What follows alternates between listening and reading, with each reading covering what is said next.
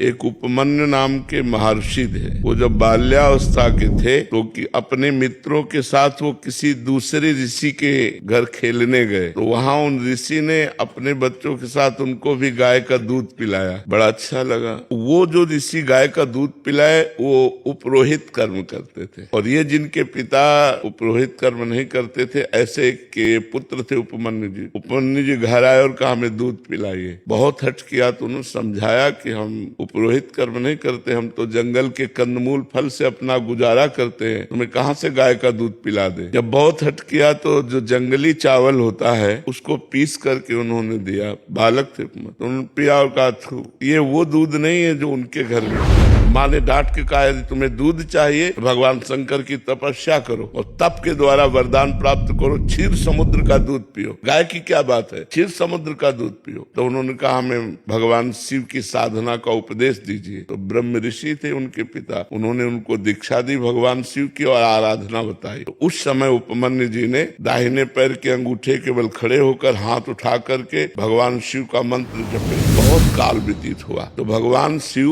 उनके सामने शिव रूप में प्रकट नहीं हुए, देवराज इंद्र के रूप में प्रकट हुए, नंदिकेश्वर एरावत के रूप में, और भगवती अम्बा सची के रूप में, और जितने शिव पार्षद सब देवताओं के रूप में। और कहा वरम ब्रूहि, वरदान मांगिए। उन्होंने आंख खोला, देखा देवराज इंद्र, तो प्रणाम किया और कहा देवराज इंद्र मुझे आपसे कुछ नहीं चाहिए, मैं भगवान शंकर का भक्त हूँ, मैंने भगवान शंकर की आराधना की है, मुझे जो कुछ चाहिए वो शंकर से चाहिए। तो निंदा करने लगे, क्योंकि भगवान शंकर ही थे, सीता की भस्म लगाते हैं, मुंडों की माला पहनते हैं, ऐसा। तो उनका सावधान, हमारे ही सामने हमारे इष्ट की यदि निंदा करोगे तो हमको असमर्थ मत समझो। मैं ऋषि बालक हूँ, अगर शाप दे दिया तो आप भी भस्म हो जाओगे। तो फिर वो निंदा शुरू कर दी, क्योंकि वो भगवान शंकर ही थे ना। तो उन्होंने कहा देवराज इंद्र अगर भगवान शंकर मुझे श्वान बना दे तो मुझे स्वीकार है, और तुम अपना देवराज इंद्र पद देना चाहो तो भी स्वीकार नहीं है। मैंने भगवान शंकर की आराधना की, अब एक भी शब्द अगर भगवान शंकर के प्रति बोले तो मैं दंड देने में समर्थ हूँ। फिर वो बोलने लगे, तब उन्होंने अघोर मंत्र का प्रयोग किया। ये मंत्र सिद्ध हो जाए तो किसी के भी ऊपर मारण, मोहन, वशीकरण, उच्चाटन आदि का,